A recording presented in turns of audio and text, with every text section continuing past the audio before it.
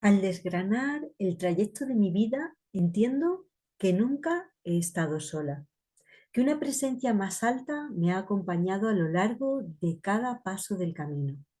Una presencia amorosa que en muchos momentos me ha sostenido y cuidado, guiando mis pasos, que me ha dado un propósito por el que vivir y me ha salvado de morir arrastrada por el dolor. Esa presencia de Dios es la que me impulsa.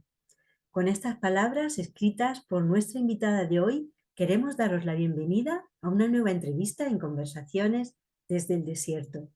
Y hoy viajamos virtualmente a Málaga para saludar a Esther Lorenz. Hola Esther. Hola Eva, encantada. Bueno, Esther, eres una mujer muy polifacética que los que no te conozcan lo van a saber hoy. Y esta entrevista la teníamos programada para hace algunos meses, pero bueno, tú has estado de viaje, hemos Pues sí, pasado enfermedades, hemos pasado sí, muchas sí. cosas, pero hoy estamos aquí. Y Esther, yo pensaba, ¿cómo te presento? Vamos a ver, si me quedo Mira, corta, tú lo haces más amplio. Empezaré diciendo que eres natural de Barcelona, ujú, pero que has vivido en diferentes lugares, principalmente en Madrid, en Ceuta, en diferentes ciudades de Marruecos, y adelanto que es un país que amas, y hoy sí, vamos a saber por qué, y que ahora estás afincada en Málaga, que estudiaste pedagogía a la vez que violín en el conservatorio y que desde hace más de 30 años eres misionera con un llamado especial a trabajar, a compartir el Evangelio con un trasfondo musulmán.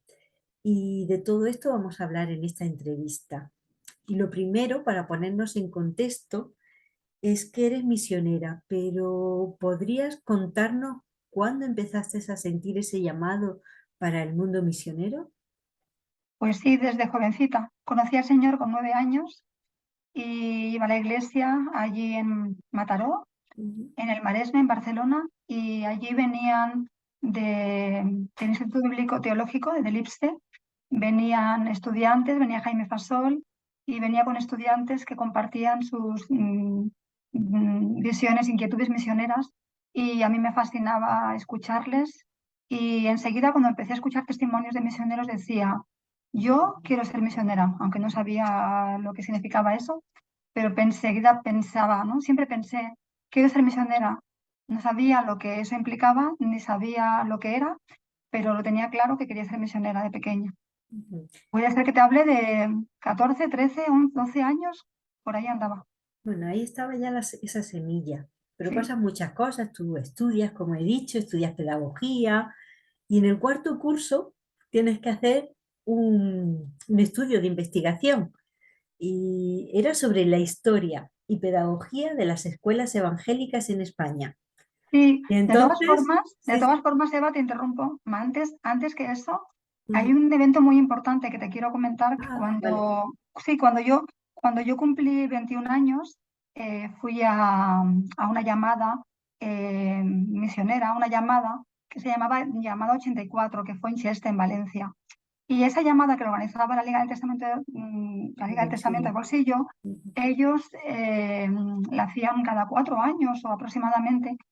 Y ese año había fallecido mi madre y yo tenía el modelo de que un misionero era una persona que era el hombre que iba a trabajar y la mujer iba a apoyar a su marido y iba casada. Entonces ese era el modelo que yo tenía, ¿no?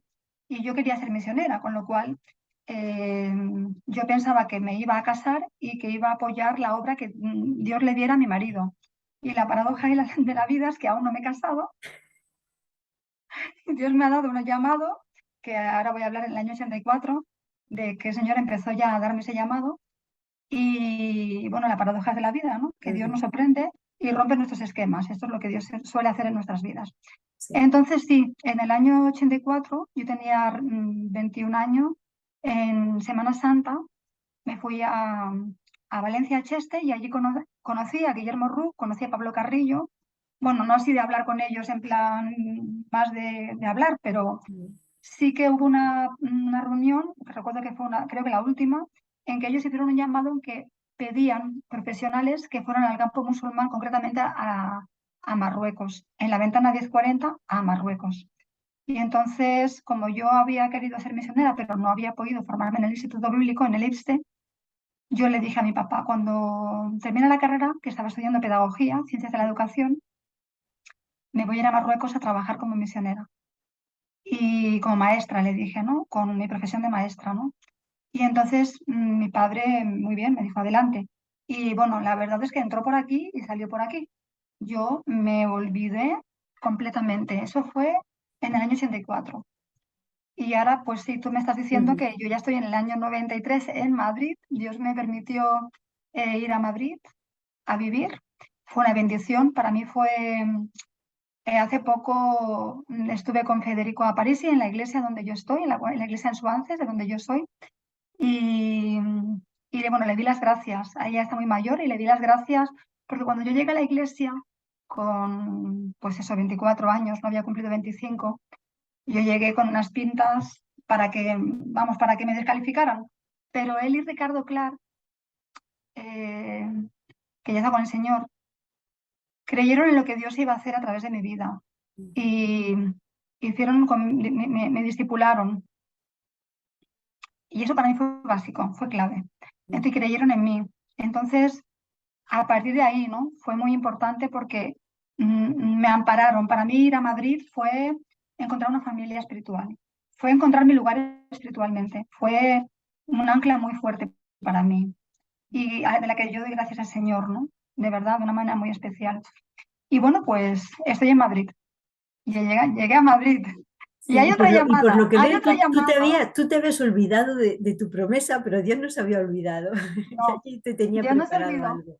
Y Dios me dio el regalo, porque a veces, bueno, yo acabé pedagogía, la carrera de ciencia de educación acabé, y bueno, incluso llegué a trabajar como pedagoga, llegué a trabajar en Ceuta como profesional, pero eh, mm, cuando yo estaba en Madrid, Dios me permitió, porque Dios nos hace esos regalos importantes, que yo pudiera formarme en un programa que tenía la Iglesia, el programa Pionero, en aquella época, que era un programa de 3 años de estudio, que por la mañana estudiábamos en casa, por la tarde de 4 en adelante teníamos nuestras clases y luego poníamos en práctica evangelismo discipulado y trabajábamos en la iglesia a pleno tiempo, con lo cual yo digo que desde el año 90 me estoy formando y estoy dedicándome a trabajar en la iglesia, ¿no?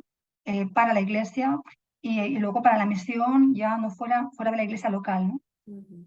Bueno, pues el Señor me permitió ese regalo. Y en el último año se hizo otra llamada misionera, en la llamada 93 en Huesca. Y cuando yo fui a Huesca, a esa llamada, sí, ahí pasó algo muy importante, que es que Carolina, la mujer de Jaime Fasol, Carolina Fasol, había una plenaria de mujeres y ella dijo que ella quería que nosotras, las que estábamos asistiendo, nos comprometiéramos a orar o por Rosa Mari, la mujer de Guillermo Ruz, o por Rosa Mari, la mujer de Carlos Madrigal, y por otra misionera que había que no recuerdo. No Por si recuerdo hay su alguien que nombre. no conoce estos nombres, son misioneros que ya estaban en el campo de Sí, sí, misión, sí, sí, ¿no? sí, Como sí, Carlos Madrigal en Turquía y Guillermo Ruz en lo que era sí. el mundo musulmán. Ujú.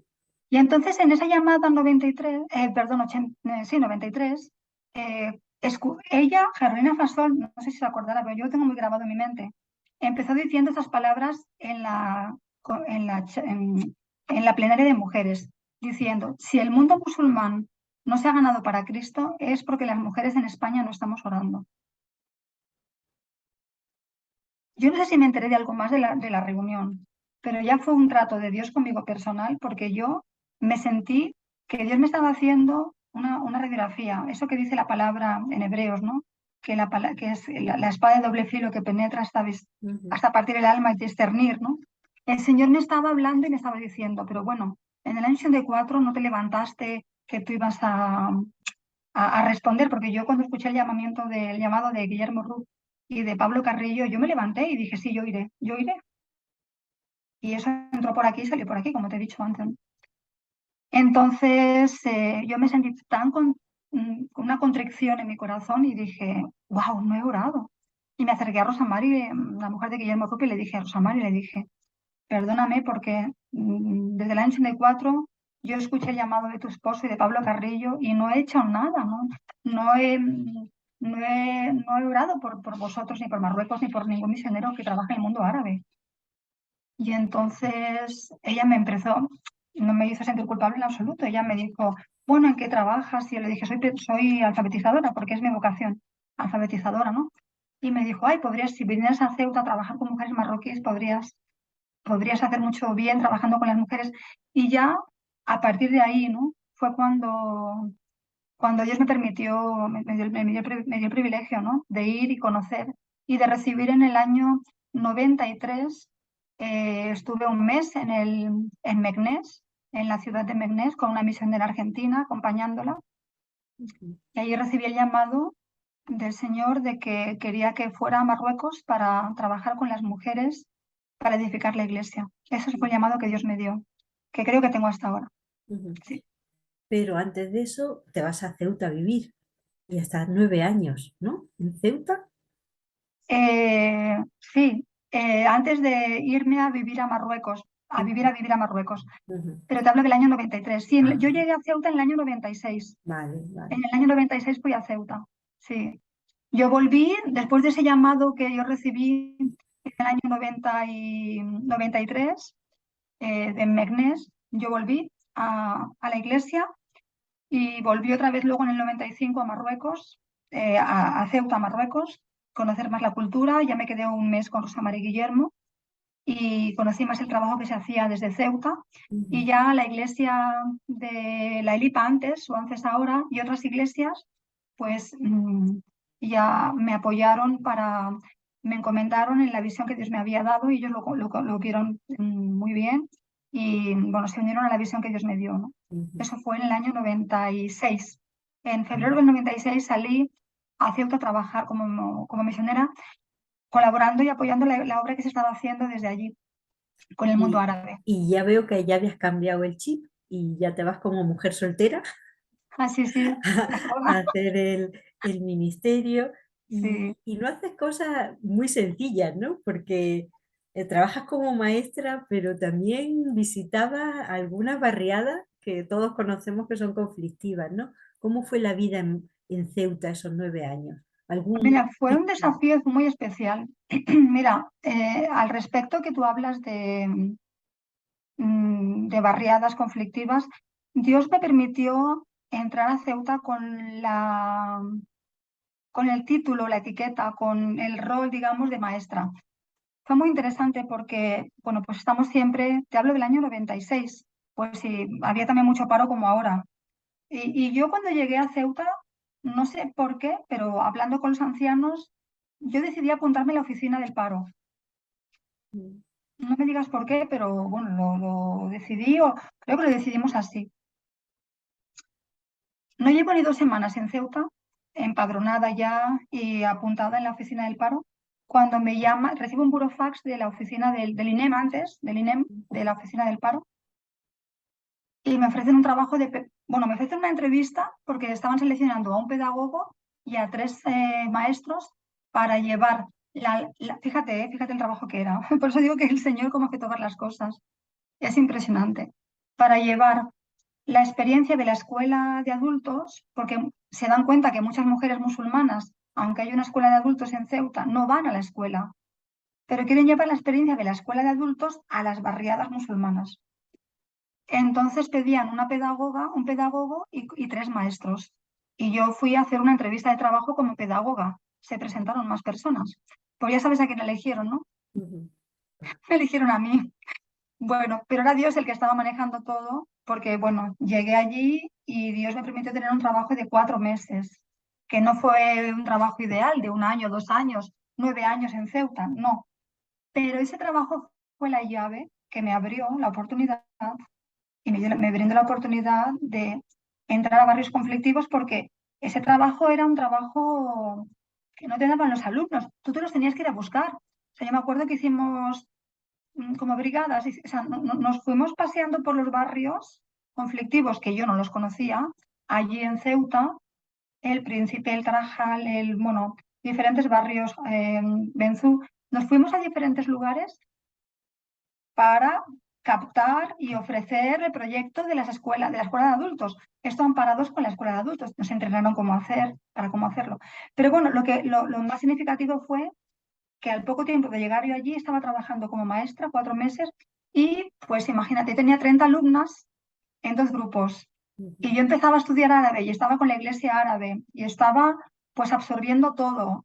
Y eso permitió que pudiéramos yo, no solo yo, sino con otras misioneras, con Sarah Howard y con Rosamari Rupp, ¿no? Rosamari, la mujer de Guillermo Rupp, para entrar a familias y poder compartir la palabra y bueno, luego tener vínculos con ellas, ¿no? Eso fue una bendición. Y sí, yo me movía por el principio como pez en el agua, la verdad que sí, porque conocía más de 2, 3 familias, mis alumnas eran de allí, me invitaban a sus casas, aprendí mis primeras palabras con ellas y se rieron de mí, nos reíamos juntas cuando me equivocaba, ¿no? Y bueno, fue muy especial. Claro, yo no tenía mucha experiencia, pero poder llevar a Sara y a Rosamari para poder compartir luego que venían a mis casas también ellas. Y bueno, se quedó una relación muy bonita con las mujeres y una experiencia muy especial, ¿no? Y bueno, por ir avanzando en la historia, estás en Ceuta 9 años, pero llega un momento de dar un paso más y tú decides que quieres vivir en Marruecos, ¿no? Ceuta te sabe a poco ya, y entonces decides ir a Marruecos y te vas con la Fundación Médica El Buen Samaritano. Yo Sí, conozco a gente de esta ujú, fundación y buena quieres gente. trabajar con el campo de la alfabetización, tener Mm. más contacto con el pueblo marroquí, y entonces ¿a dónde te trasladas? Me traslado a un pueblecito cerca de Tetuán que se llama Chefchaouen y es un pueblo en la montaña y allí pues estoy un año con la Fundación Médica del Buen Samaritano. Acompañaba para hacer brigadas dentales y también colaboraba en una casa cuna, en una casa hogar donde recibían niños, bebés de horas de nacidos o de días de nacidos, huérfanos, o sea que estaban abandonados por sus padres, muy terrible. Allí los acogíamos, pero yo sentía que ese trabajo social no era lo mío. O sea, mi pasión era la alfabetización y poder estar con la Iglesia Nacional. Y lo tenía claro. Y bueno, fue la puerta de entrada para ir a Marruecos esa experiencia que fue muy especial, ¿no? Muy buena. Y de allí ya me traslado al año siguiente a Tánger. Ujú. Y en Tánger ya pues puedo trabajar con mujeres, estoy en contacto con mujeres cristianas, me reúno en un grupo, bueno, en un grupo casero, en un grupo de casas llevado por nacionales árabes, marroquíes, y, y bueno, pues esa fue ya mi experiencia, trabajando también con mi compañera de ministerio UNICEF, trabajando en una casa, también un orfanato, para llevar, no daba alfabetización a ellos, pero sí que daba educación especial. Eran niños que no podían ir a las escuelas, a la escuela porque tenían alguna discapacidad física o psíquica y no podían ir, no tenían derecho, nadie se preocupaba de llevarlos al colegio. Entonces, yo hacía educación especial con ellos. También enseñé a leer y a escribir con la Biblia a mujeres creyentes allí, por lo menos 2 de ellas. Y bueno, yo estuve trabajando, compartiendo la palabra con mujeres, visitábamos mujeres y familias que no tenían iglesia cerca y les llevamos la palabra, alabanza, adoración. Y bueno, fue una experiencia era lo que el Señor a mí sentía que era el lugar que yo tenía que ocupar, ¿no? Que era mi llamado. Y Esther, nosotros algunos recibíamos información, eso no te lo he dicho antes, de cuando tú estabas por allí, ¿no? De una manera un poco, nos decían de orar, y me acuerdo que tú tenías un seudónimo, no sé si se puede decir o no, pero bueno, como Sí, era como sí, bueno, Adasa, ¿no? Era como te sí, Adasa, conocíamos Adasa. todas cuando tú escribías de todo lo que estaba haciendo allí. Hay gente que me sigue llamando Adasa y Sí, a mí sí. me gusta porque también es mi nombre. Pues yo ya desde esa época sí que orábamos por ti desde nuestra iglesia, pero en el año 2009, donde cuando tú estás ahí en plena tarea, ¿no? Vas a Casablanca a un retiro cristiano, pero allí ocurre algo que me gustaría que nos contaras. Bien, desde Casablanca, desde ese evento ya no tiene sentido que tenga ningún seudónimo, Ya. pero a mí mi seudónimo siempre es mi nombre, Adasa, bueno, creo que se pronuncia, es medio persa, Hadase, se pronuncia así. Pero tengo un amigo iraní que me lo explicó. Se pronuncia Hadasé en medo persa y es lo mismo que Esther y es lo mismo que Nejma, que es como me llaman o me llamaban en Marruecos. Y bueno, sí, me invitan a un retiro de mujeres y allí pues, bueno, eh, no voy a contar mucho para no extenderme, pero eran todas mujeres cristianas, las marroquíes, y éramos unas cuantas extranjeras, no sé si seis, cinco o seis, por ahí andábamos, y a mí me habían invitado para ir a traducir del árabe al español. Fíjate cómo son las cosas, yo muchas veces lo he pensado. Siempre me llevaba el violín a todas partes, pero yo he estado también en los retiros de músicos cristianos, me llevaba el violín en los campamentos de verano con ellos, bueno, en fin, yo me llevaba el violín a todas partes en Marruecos. En ese retiro, a ese evento, le dije a mi amiga Unice, mira, tengo claro de que no me tengo que llevar el violín. No sabía por qué. Y ahí iba a haber alabanza y todo, pero yo sabía que no me tenía que llevar el violín. No sé, no me digas el por qué, yo no lo sabía, pero luego lo supe. Si me lo hubiera llevado no lo tendría ahora. Y bueno, pues es que es el instrumento que tengo desde creo que los de los 9 años, ¿no? Ya van 50 años conmigo ese instrumento. Es muy querido para mí, es un instrumento que el Señor me dio, ¿no? Y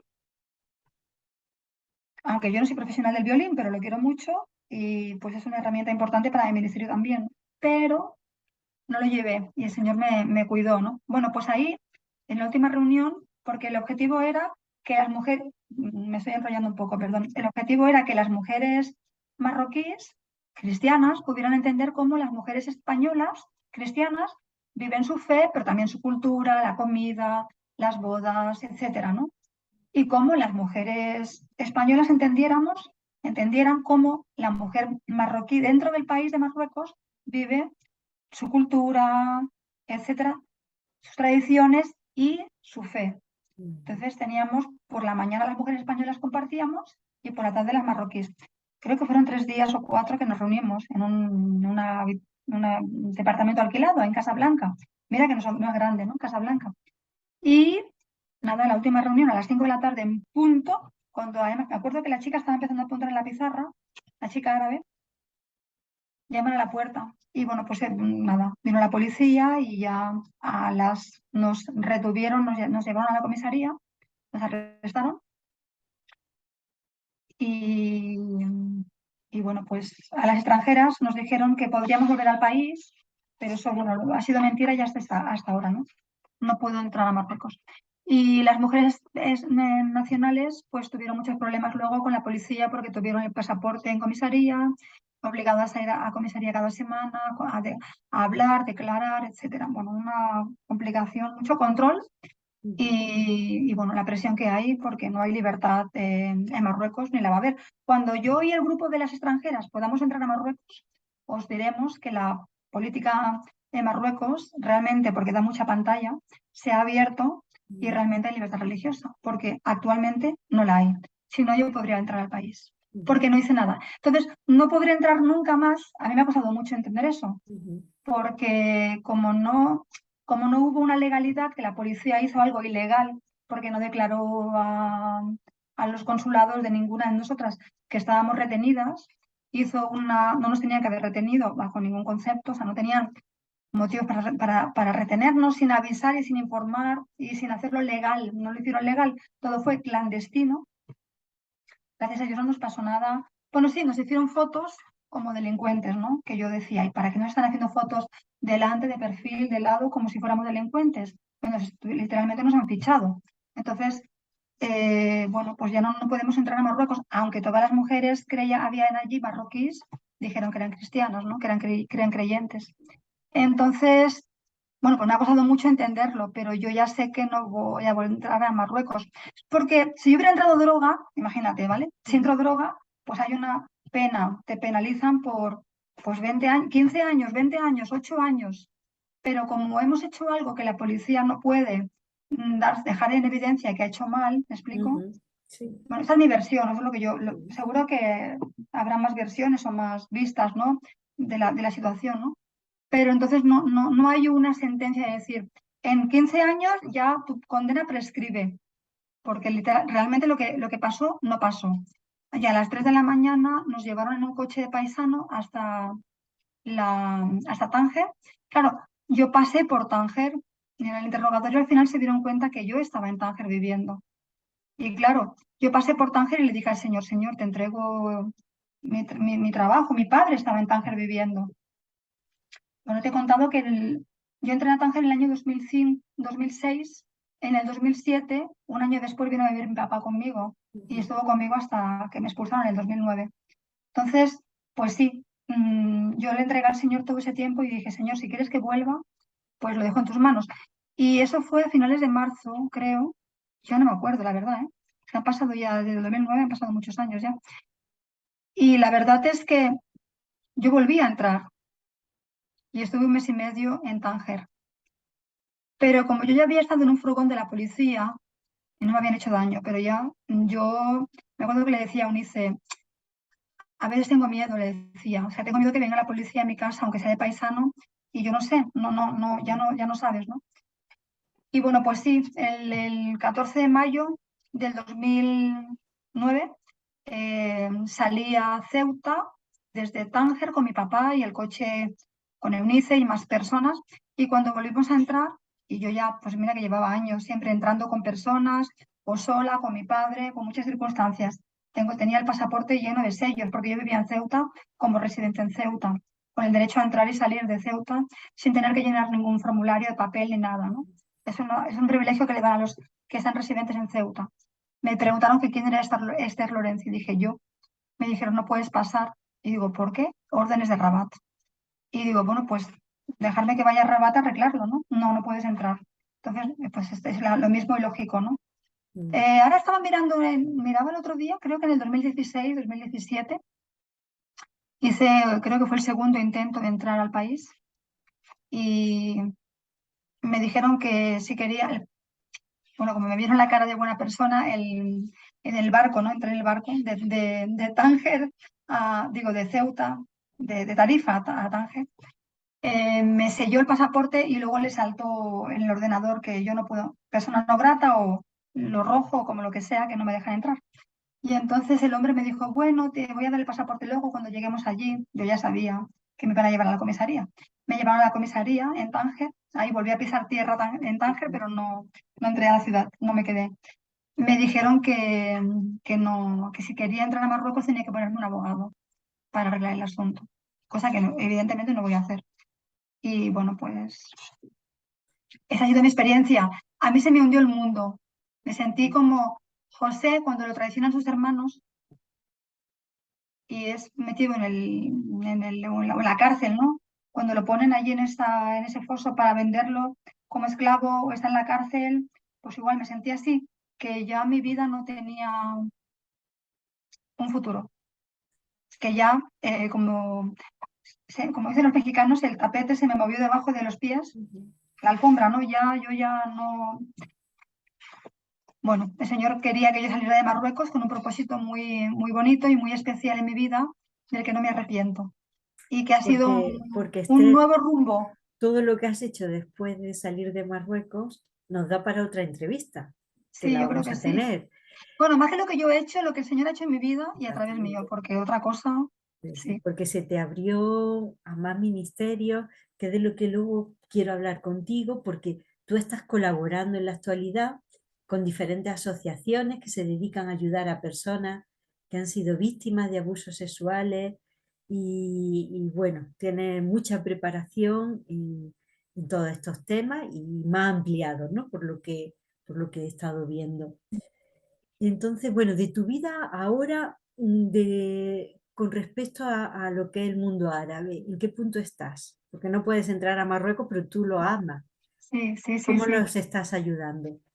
Eh, yo le he preguntado a veces, bueno, muchas veces le pregunto al Señor, Señor, ¿tú quieres otro país para mí? Yo quiero que me vaya a Argelia, me vaya a Túnez, no sé, a otro país.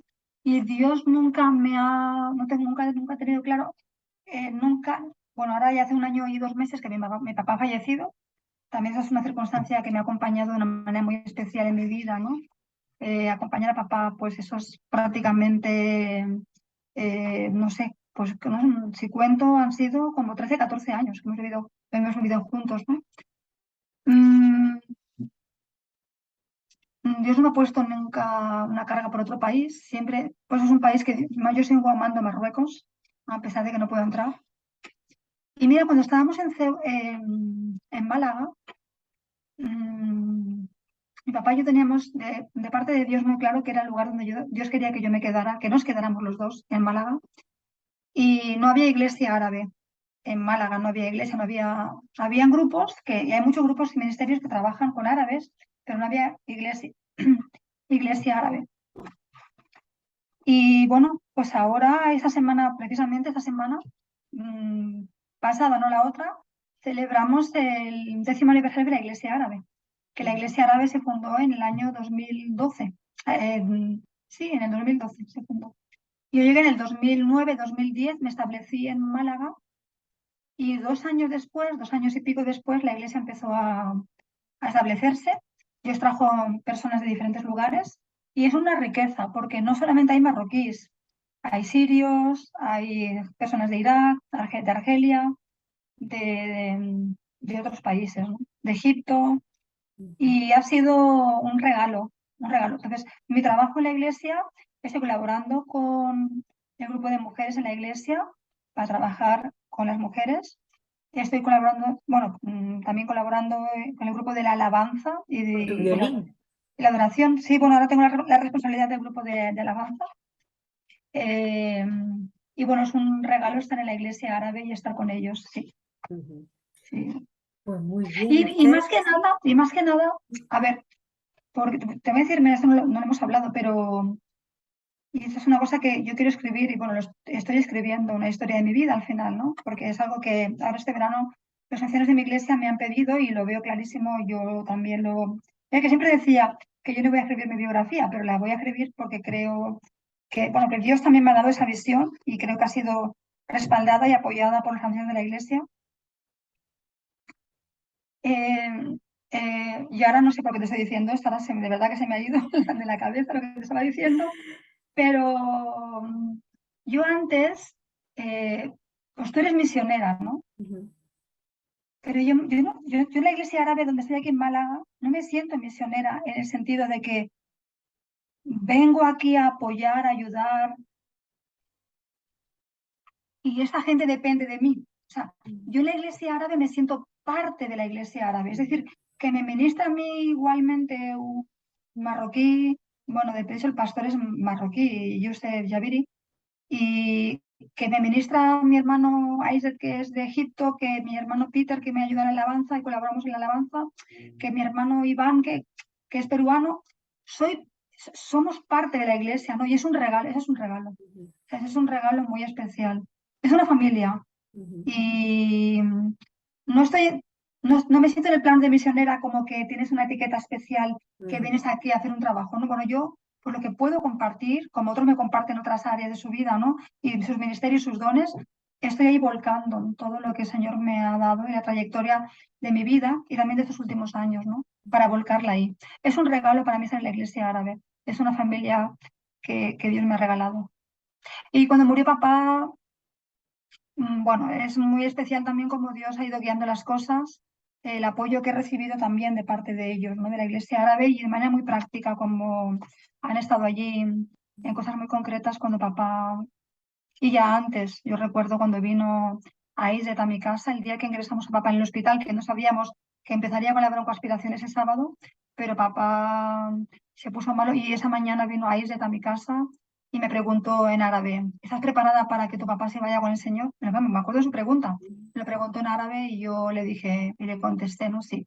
Poco antes habíamos tenido un retiro de la iglesia árabe y Dios había utilizado ese retiro de la iglesia árabe para preparar mi corazón para dejar partir a papá. Ujú. Y bueno, es otra historia Sí, que sí. muy, muy especial. Bueno, pues Sí. nada, esperamos tu Uy, lo biografía, siento que me he esperamos extendido tu mucho, libro. ¿eh? Que me he extendido mucho. Y luego te puedo entrevistar para que nos cuentes sobre el libro. Pero, Esther, yo lo que veo, y me ha gustado mucho, de que la iglesia es una familia. Sí, Y los que hemos experimentado lo que es ser iglesia, al final no hay barrera ni de no, culturas, ni de idioma, Y eso es lo bonito, poder llegar a ver que somos, estamos unidos, ¿no? Porque tenemos el mismo Padre. Y eso yo creo que en la iglesia se puede experimentar. Tú de Mm, una manera, casi tú eres la extranjera allí, en la iglesia árabe, pero los que recibimos personas de otros sitios en nuestra iglesia, lo mismo, el ver que somos familia, ¿no? mm, Que nos enriquecemos mucho con las diferentes culturas. mm. Me gusta mucho en el Apocalipsis cuando dice que hay gente de toda lengua, raza y nación alabando al Señor, Tribu, ¿no? gracias, sí. Así que bueno, allí te veo yo a ti con tu violín tocando. Y Esther, estamos ya llegando al final. Me gustaría, porque siempre Me ha pasado el tiempo muy rápido, ¿eh? Yo de nada, verdad que me siento en que casa nos aquí. dejes un Sí, versículo. De toda la Biblia te dejo el encargo difícil de que compartas un versículo, que ahora sea significativo o que lo haya sido, sí. Y lo sigue siendo. que lo sigue Es siendo. un versículo que cuando estaba porque enlaza con lo que tú has dicho, mira, lo tenía preparado, Ujú, de los más significativos de mi vida, lo tenía preparado para compartir, porque sabía que me ibas a preguntar el versículo. ujú, Y tiene que ver con la introducción que has hecho. Y dice el Señor en Isaías 41:13, porque yo soy tu Dios, quien te sostiene de tu mano derecha y te dice, no temas, yo te ayudo. Y ese versículo en momentos en mi vida en la que necesitaba la estabilidad y la seguridad y la afirmación del Señor, estaba ahí, recordándome esa palabra una y otra vez. ujú, Y es un versículo que me sigue sosteniendo, porque yo soy tu Dios que te sostiene o quien te sostiene de tu mano derecha y te dice, no temas, yo te ayudo. amén. La verdad es que palabras que han animado a lo largo de la historia, ¿no? A Mm. tantos creyentes.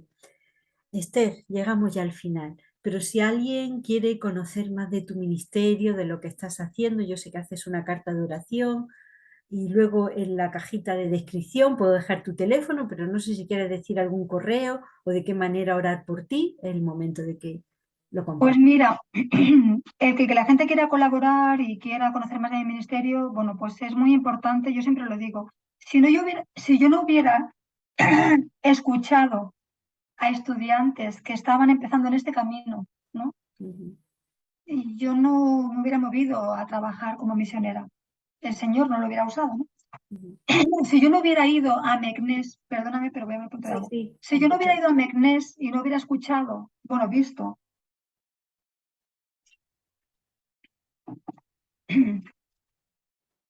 lo que vi en ese país, Dios no me hubiera abierto el diálogo para llamarme, ¿no? Y moverme a dar ese paso para ir a Marruecos y escuchar que el Señor quería de mí y yo decir, sí, Señor, yo quiero ir, ¿no?